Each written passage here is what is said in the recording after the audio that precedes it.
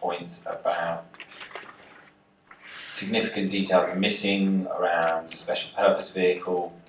I seem to recall you saying earlier that the SPV would be wholly owned by the council, but you might want to repeat that or clarify. This business of the water pipes come up a couple of times, and I haven't heard you respond to that, so that would be useful. And the potential loss of rental income, which I'm assuming is predicated on the fact that the SPV isn't part of the council, but I'm guessing what you're going to say is that it is, and therefore it wouldn't be a loss of income, but I will let you say that. Right, okay.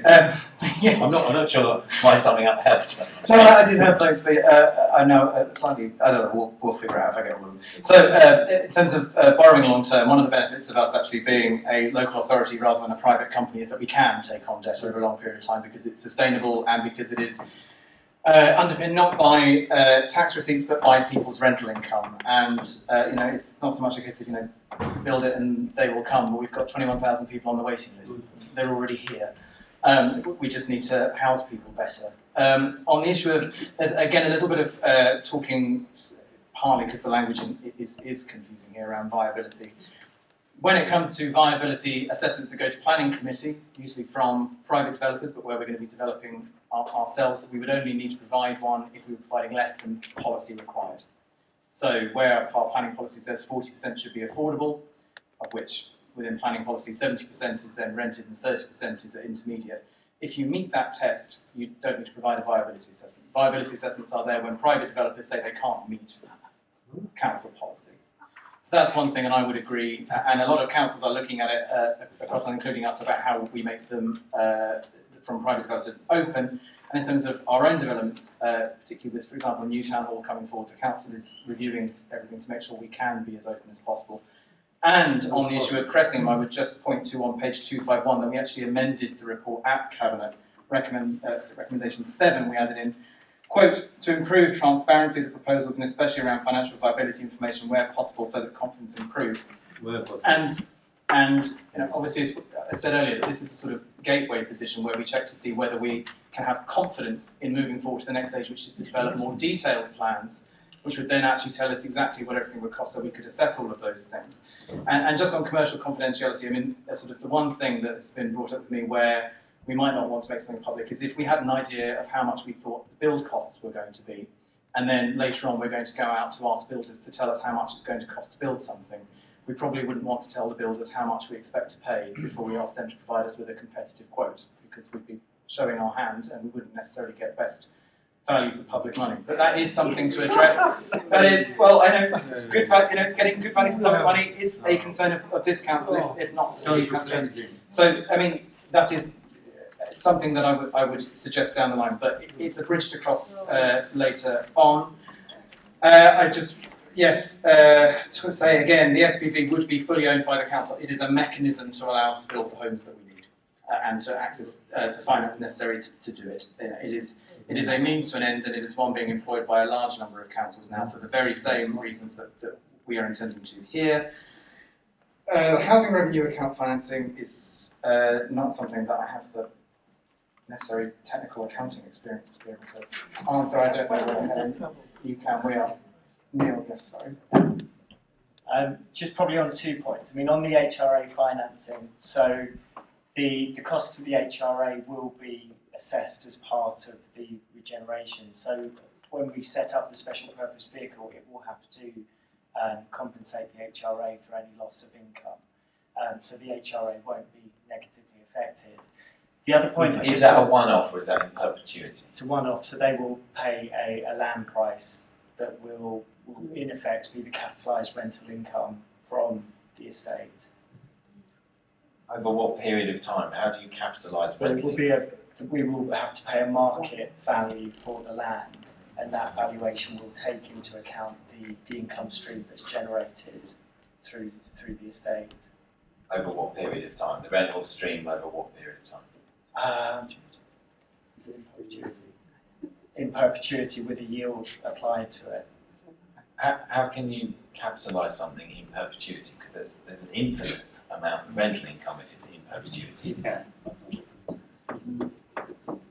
It would be in perpetuity if it's remained council owned. That's an infinite period of time. What in perpetuity means an infinite amount of rental income. Impossible to capitalise. Yes, but as it goes up, as it goes further away from you in time, the value decreases asymptotically to zero. Chair, could I?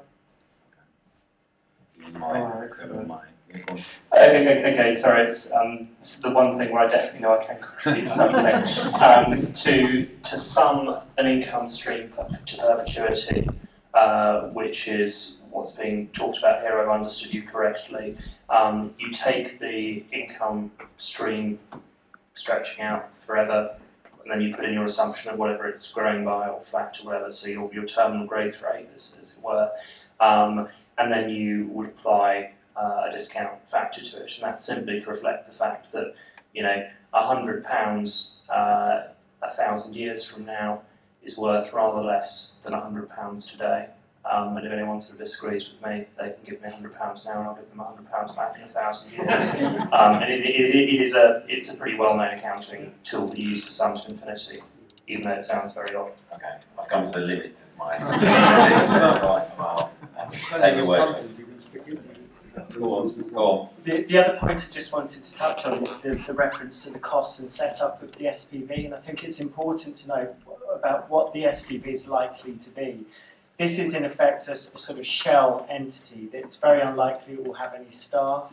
So the costs in terms of setting up the SPV are very insignificant. I mean, it's the cost of setting up a company which you can buy, you know, off the internet, and then it will be the annual costs of accountancy and so on. And those costs are spread across the regeneration programme as a whole, because the idea is that this SPV isn't just for Crettingham, it is for our other 6 estates, it's for our house building programme. So these costs, which in the realm of what we're talking about in terms of hundreds of £1 million worth of development costs, aren't significant. The other factor to it is that the reason for the SPV is it allows the council to do direct delivery of housing development. And one of the fundamental benefits of that is that a private developer will charge a 15 to 20% developer margin on any scheme. So this SPV is in effect saving that 15 to 20% margin. So on a £100 million development, a private developer will take 15 to 20 million pounds in pure profit. And the SPV is stopping that from happening.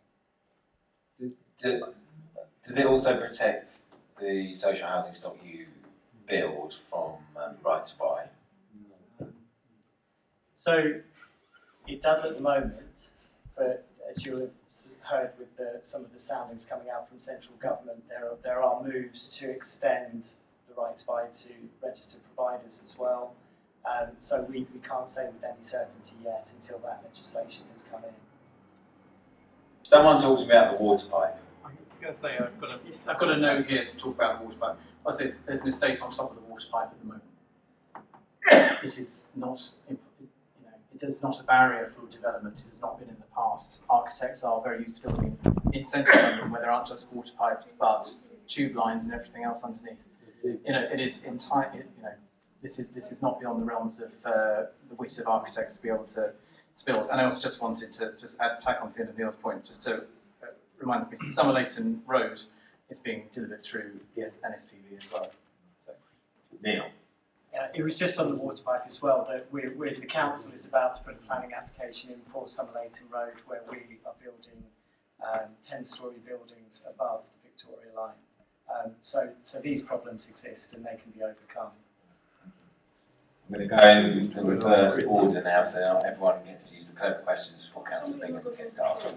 Councillor Bingham, do you have any points about the financial viability?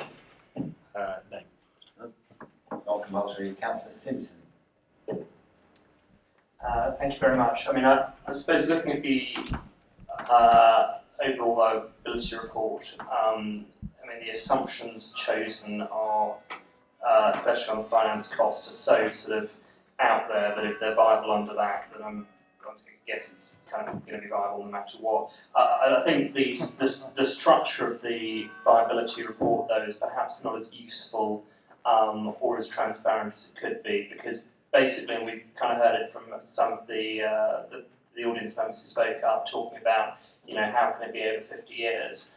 When you're looking at cash flows of this nature, I guess there are two things that I'd like to have seen in the viability report. Firstly, if you're looking at cash flows over very long periods of time, the single most important number, more important than how much it costs you to build the thing or what you think you can rent it out for, is the discount rate you're using. It's the interest rate assumption you're using. And 5.75 is very conservative, so that's nice, but some sensitivity around that number would be really great to see. So, for instance, if you're looking at some of the viability stuff, you know, you have a positive NPV, which is great, but it would be nice just to kind of see at what point does that NPV shift to break even, how do you have to flex the interest rate to get there. And then secondly, I understand the stuff around commercial confidentiality. I think it probably could have been, we could have had, I mean, I guess it's quite technical and probably incredibly boring to most people, but we could have had a bit more colour on the actual kind of ECF model methodology they were using. You know, what are the assumptions around the rate of rental growth, net of repairs, and discount rate, and what happens when you flex those two. And then the only second thing that I was going to say was, which I've now forgotten, so it probably wasn't that. Thanks. More commentary, but good points. I'm sure you'll agree. Councillor Wilcox. I had a question around the SPV and why there wasn't more information in time for the Cabinet decision in July, because there was a mention, and there are mentions within the report, that this would be available by July 2015. So one, why wasn't it available? And that means publicly available as well as available to the Cabinet members who are making the decision.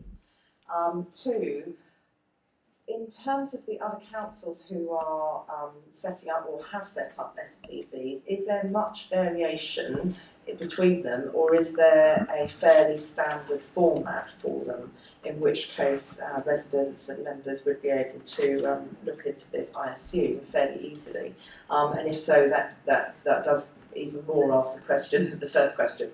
And I suppose the other thing is a comment around the unhelpfulness of this being called a viability report. I sit in this exact chair on planning committee, and we deal all the time in issues around viability reports, and it's a very different thing. I think the phrase that you used was feasibility staging post.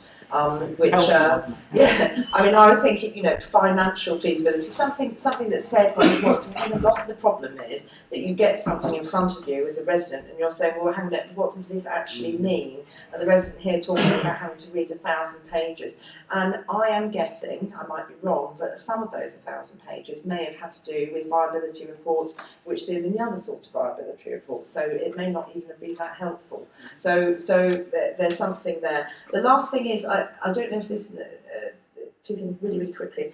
Again, about staging posts. There was a reference to a judicial review in November, and I can't think when else to bring it in, but is, you know, because the judicial review in planning terms will come way down the line once the decision has been made. What is that judicial review?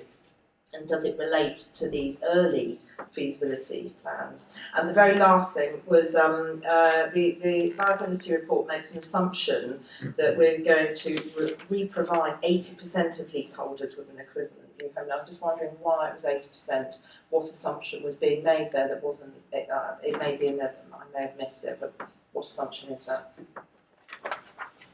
Lots there. Sorry. Yes, no, but it's all helpful. SPV, the reason SPV will be coming to Cabinet in October, and the reason for the delay was that we wanted to kind of pause whilst the new government bedded in to make sure that we weren't going to set ourselves up only to see it immediately unpicked. So we wanted to, if there's a housing bill coming in, see how, where everything falls, so we can make sure we have this robust. There is variation between different SPVs that councils have set up, by and large, in terms of what they're trying to get. So Newham, for example, as is their way into building lots of homes for private rent. Enfield are buying lots of homes for private rent and using them for temporary accommodation. Ealing, I know, is doing the same thing, but actually buying them outside of borough along the kind of